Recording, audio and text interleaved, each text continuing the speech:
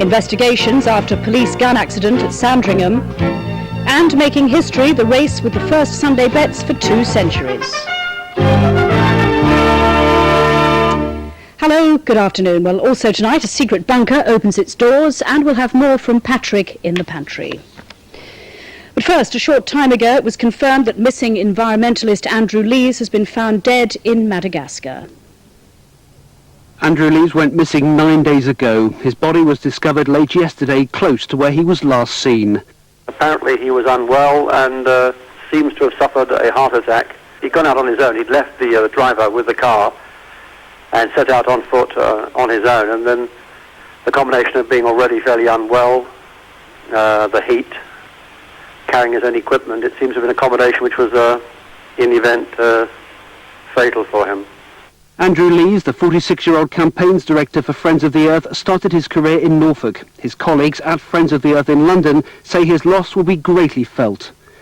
A sad loss to the Earth. Andrew was certainly one of the most effective campaigners that ever has been.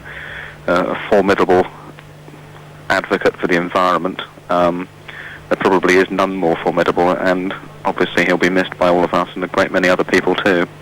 Andrew Lees was famous for his work on Helvergate Marshes in Norfolk. He'll be greatly missed here too by those who knew and worked with him.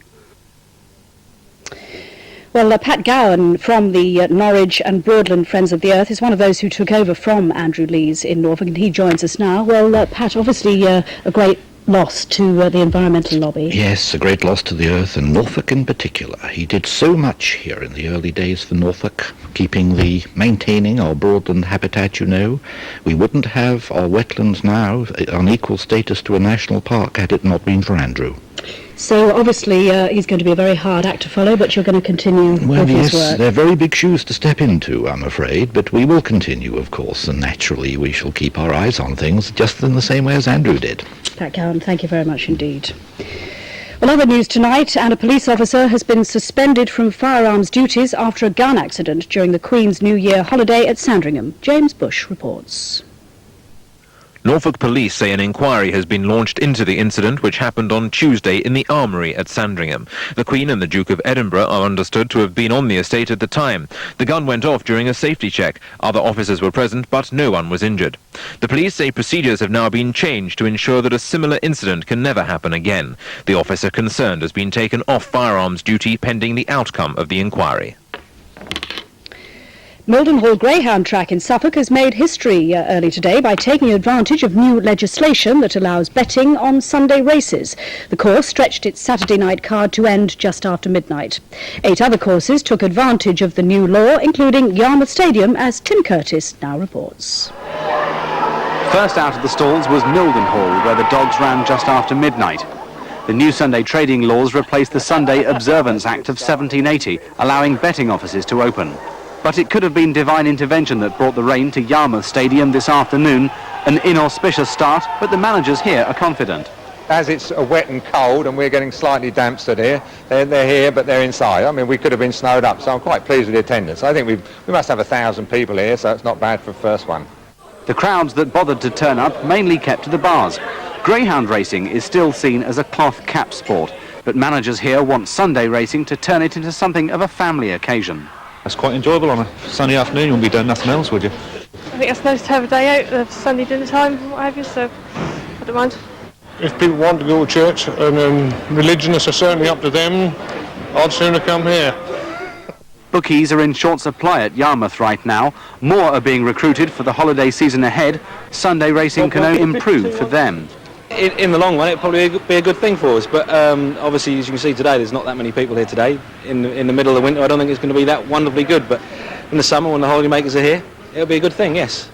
So the word is, Sunday racing's good for the Greyhound stadiums and good for the punters who want a Sunday out.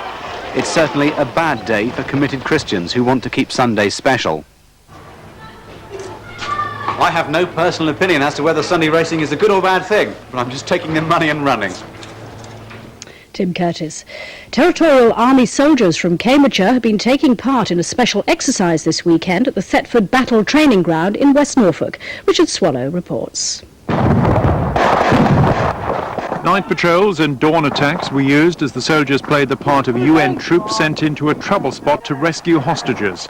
To make the exercise as realistic as possible, thunder flashes and CS gas were used to simulate street fighting in a trouble-hit town somewhere in Europe. Well, what we did this weekend was a Bosnian-type situation. The enemy forces had occupied this village, and us being the friendly forces, we were moving into the village to chase them out and give this village back to the people who it belongs to. The soldiers have been up all night, stretched to the limit, in the wet and cold, learning the skills of dealing with situations becoming more familiar in the world's trouble spots.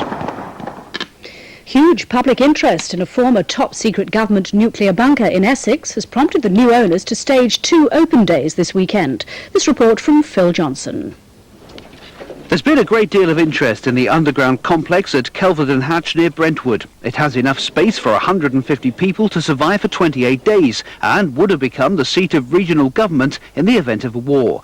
It was built 40 years ago at the height of the Cold War, but declared surplus 3 years ago as a result of the thaw in East-West relations and placed on the open market. The bunker, which reaches 100 feet down into the earth and has 3 floors surrounded by concrete and steel, is entered through an apparently innocent building perched on a wooded hilltop.